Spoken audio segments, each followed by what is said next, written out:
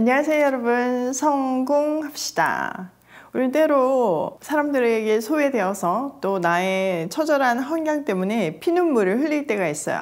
그런데 그 피눈물이 하나님의 멋진 계획 속에서 완전 반전하는 케이스가 있지 않나요?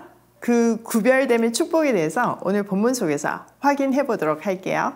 자, 16절에서 19절까지는요 이에 대한 재앙이에요. 세 번째 재앙이 이 소동에 관한 스토리예요. 16절, 주님께서 모세에게 말씀하셨다. 너는 아론에게 일러 지팡이를 내밀어 땅에 먼지를 치라고 하여라. 그러면 이집트 온 땅에 먼지가 이로 변할 것이다. 그들이 그대로 하였다. 아론이 지팡이를 잡고서 팔을 내밀어 땅에 먼지를 치니 먼지가 이로 변하여 사람과 짐승들에게 이가 생겼다. 온 이집트 땅의 먼지가 모두 이로 변하였다. 자, 여전히 동일한 패턴 속에 있죠. 주님께서 모세에게 말씀하시고 모세가 아론에게, 또 아론은 지팡이를 사용해서 하나님의 일을 했어요. 자, 이 절차는 왜 생겼나요? 네, 맞아요. 모세가 하나님을 온전히 신뢰하지 못했기 때문에 아론을 붙여주셨죠. 지금 사실은 모세도 아론도 하나님을 알아가고 있는 중이에요. 하나님은 지팡이로 땅을 치면 이집트 온 땅의 먼지가 이가 될 것이라고 말씀하셨고 진짜 말씀대로 되죠. 자, 18절, 마술사들도 이와 같이 하여 자기들의 술법으로 이가 생기게 하려고 하였으나 그렇게 할 수가 없었다. 이가 사람과 짐승에게 계속하여 번져나갔다. 마술사들이 바로에게 그것은 신의 권능이 아니고서는 할 수 없는 일이라고 말하였다. 그러나 주님께서 말씀하신 대로 바로는 여전히 고집을 부리고 그들의 말을 듣지 않았다. 자, 이집트 마술사들도 자기의 술법으로 일을 만들려고 했지만 그렇게 할 수가 없었어요. 이는 사람과 짐승 사이에서 계속 번져나갔고 마술사들은 신의 권능이 아니고서는 이런 일을 할 수 없다라고 바로에게 말했어요. 그럼 이 말은 사실 신앙 고백처럼 들리지만 이거 신앙 고백이 아니고요. 이 일은 자기들의 능력 밖이라는 의미예요. 주님이 말씀하신 대로 바로는 여전히 고집을 부렸고 그들의 말을 듣지 않았어요. 자, 이 재앙의 특징이 또 하나가 있는데요. 바로 멈추지 않았다는 거예요. 이 말은 그 이후에도 이집트 사람들은 이 시달리는 것이 삶의 일부가 되었다는 것으로 이해할 수 있어요. 자, 20절부터는 네 번째 재앙인 파리 소동인데요. 한번 볼게요. 20절, 주님께서 모세에게 말씀하셨다. 너는 아침에 일찍이 일어나서 바로 앞에 나서라. 그가 물가로 나갈 것이다. 그때 너는 그에게 이르기를 주님께서 이렇게 말씀하신다 하고 나의 백성을 보내라. 그들이 나에게 예배를 드리게 하여라. 자, 주님은 다시 모세에게 다음날 일찍 바로 앞에 나서라고 명령했어요. 자, 바로의 동선을 아주 명확하게 알려주시죠. 모든 사람들이나 우주 만물이 하나님의 손 안에서 움직인다는 것을 확인할 수 있는 대목이에요. 바로에게 앞전과 동일하게 나의 백성을 내보내라. 그들을 예배하게 하라. 이 말을 전하라고 해요. 자, 이 바로 앞에 서는 일, 사실 모세에게는요 목숨을 건 큰 도전이었을 거예요. 그런데 같은 일인데요, 놀랍게 재앙이 거듭될수록 모세의 태도는 점점 달라져요. 물론 바로의 태도도 조금씩 달라지죠. 왜냐하면 이 재앙들을 통해서 점점 하나님을 알아가기 때문이에요. 모세는 하나님을 알아갈수록 하나님을 신뢰하면서 행동할 수 있게 되었죠. 그래서 그의 행동에 보면 점점 망설임이 사라지고 불평이 사라졌어요. 대신 점점 확신에 찬 모세의 모습을 볼 수 있죠. 사실 우리도 마찬가지예요.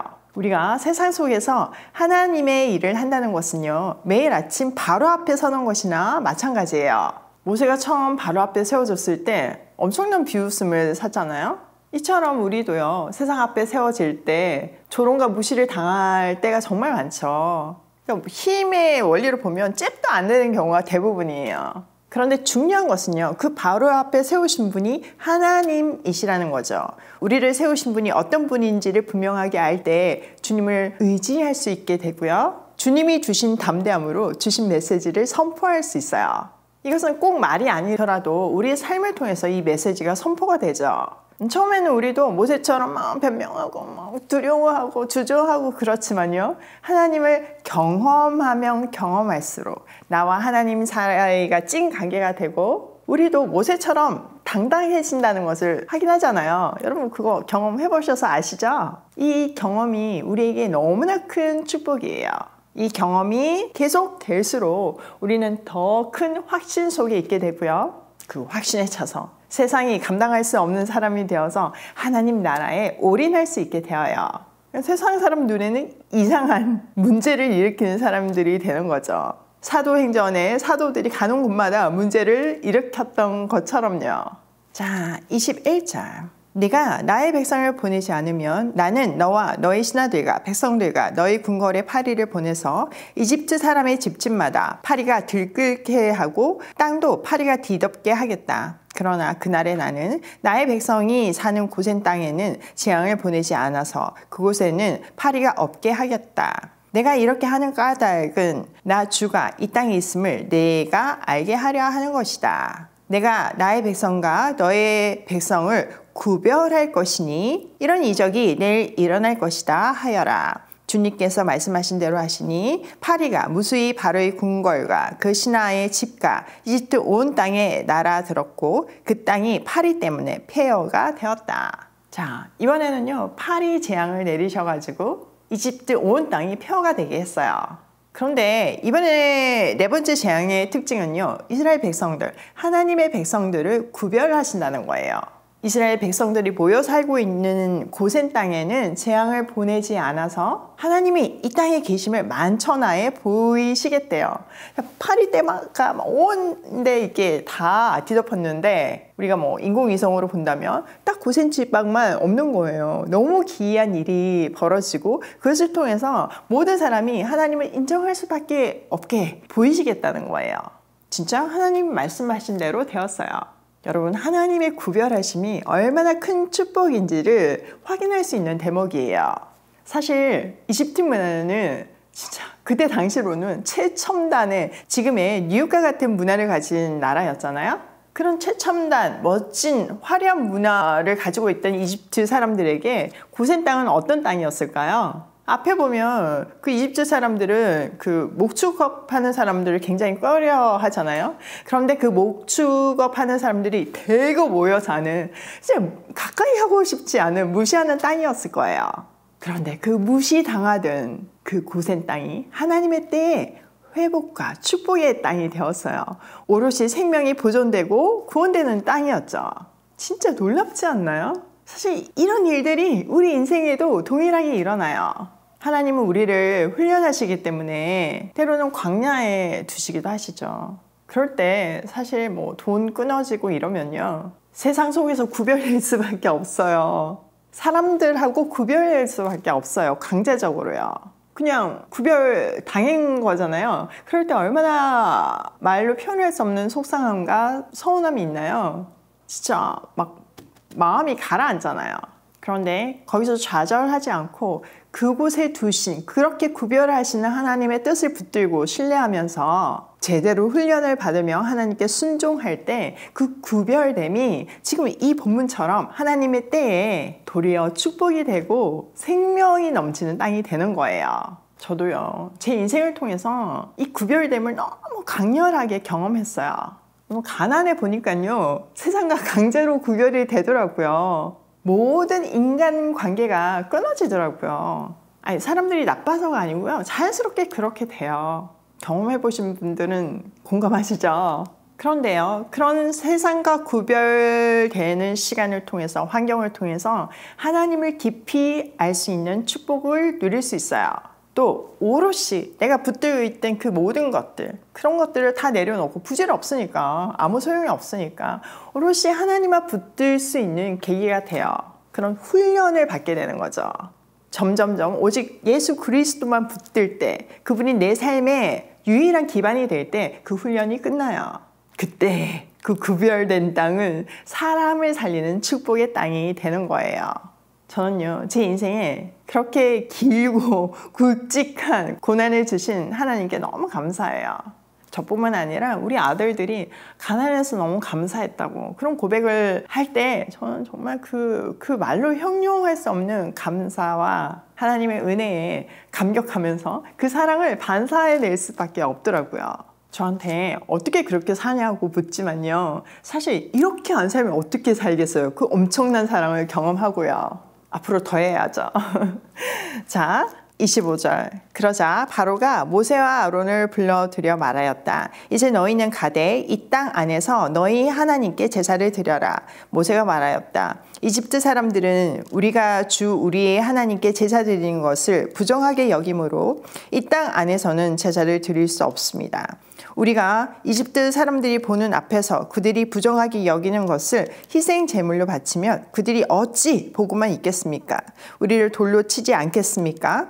우리는 하나님이 우리에게 말씀하신 대로 광야로 사흘 길을 나가서 주 우리의 하나님께 제사를 드려야 합니다. 자, 바로가 한풀 꺾였어요. 그러면서 그래, 알았다. 하나님께 예배를 드려라. 단 이 땅 안에서 드려라 라고 타협점을 제시하죠. 그러나 달라진 모세는 단호하게 거절해요. 왜냐면은 이 땅은요, 이집트 땅은 하나님이 말씀하신 땅이 아니잖아요. 그래서 말씀하신 그 땅에 가서 예배를 드리겠다고 분명하게 말해요. 바로도 모세도 달라진 거 느껴지시나요? 또 하나 우리가 분명하게 알아야 될 것은요, 세상은 늘 우리에게 이렇게 타협점을 제시해요. 온전히 하나님께 올인하지 못하고 순종하지 못하도록 방해하죠. 그런데 올인하지 않는 것은, 온 마음을 다 드리지 않는 것은 진짜 사랑이 아니에요. 난 70%만 사랑하겠어. 이런 거 없어요. 사랑은요, 독점해요. 그래서 하나님도 계속 나 외에 다른 신을 따르면 안 된다고 말씀하시잖아요. 질투의 하나님이라고 말씀하시잖아요. 절대 타협하지 말고 올인하는 우리가 돼요. 자, 28절. 바로가 대답하였다. 그렇다면 나는 너희를 내보내서 너희가 광야에서 주 너희의 하나님께 제사를 드리게 하겠다. 그러나 너희는 너무 멀리는 나가지 말아라. 그리고 너희는 내가 하는 일도 잘 되도록 기도하여라. 모세가 말하였다. 보십시오. 이제 제가 임금님 앞에서 물러가서 주님께 기도하겠습니다. 내일이면 8일 때가 바로 임금님과 신하들과 백성들에게서 떠나갈 것입니다. 그러나 바로 임금님이 우리를 속이고 백성을 보내지 않으셔서 우리가 주님께 제사를 드리지 못하는 일이 다시는 없게 하여 주시기 바랍니다. 모세가 바로 앞에서 물러나와 주님께 기도하니 주님께서 모세의 기도를 들어주셔서 파리가 바로와 그의 신하들과 백성들에게서 모두 떠나서 한 마리도 남아있지 않게 하셨다. 그러나 이번에도 바로는 고집을 부리고 백성을 보내지 않았다. 자, 모세의 단호함에 바로가 깨갱해요. 그러면서 알았으니까 너무 멀리는 가지 말라고 당부하면서 자기를 위해서도 기도해 달라고 해요. 하나님을 인정하는 거죠. 모세도 그냥 물러서지 않고요, 바로에게 이번에는 반드시 약속을 지키라고 당부하죠. 모세가 하나님께 기도하자 8일 때는 그 다음날 순식간에 사라졌어요. 그러나 이번에도 바로는 고집을 부리면서 백성을 내보내지 않았어요. 하나님의 말씀대로요. 자, 오늘 내용을 우리 삶에 한번 적용을 해보면요. 첫 번째, 매일 바로 앞에 담대하게 서자. 여러분, 세상이 바로예요.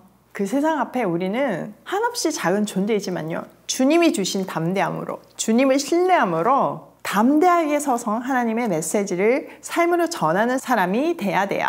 두 번째, 구별됨의 축복을 누리자. 지금 여러분이 마음이 상하고 눈물이 막 나는 그런 구별됨 속에 있다고 하더라도 여러분 견디세요. 그 길 끝에서 하나님은 반드시 그 구별된 자리가 축복의 자리가 되게 하실 거예요. 그런데 그 사이에 중요한 것은 그냥 시간만 지난다고 되는 것이 아니라 우리가 온전히 하나님만 붙드는 연습이 끝나야지만 그렇게 되는 거예요. 세 번째, 타협하지 말자. 여러분, 신앙은요, 회색 지대가 있을 수가 없잖아요. 완전히 올인해서 하나님의 축복을 이 땅에서도 충만히 누리는 그런 복된 인생 살기로 해요. 오늘도 나의 구별된 자리가 축복의 자리임을 기억하며 하나님이 주신 담대함으로 고고싱해요.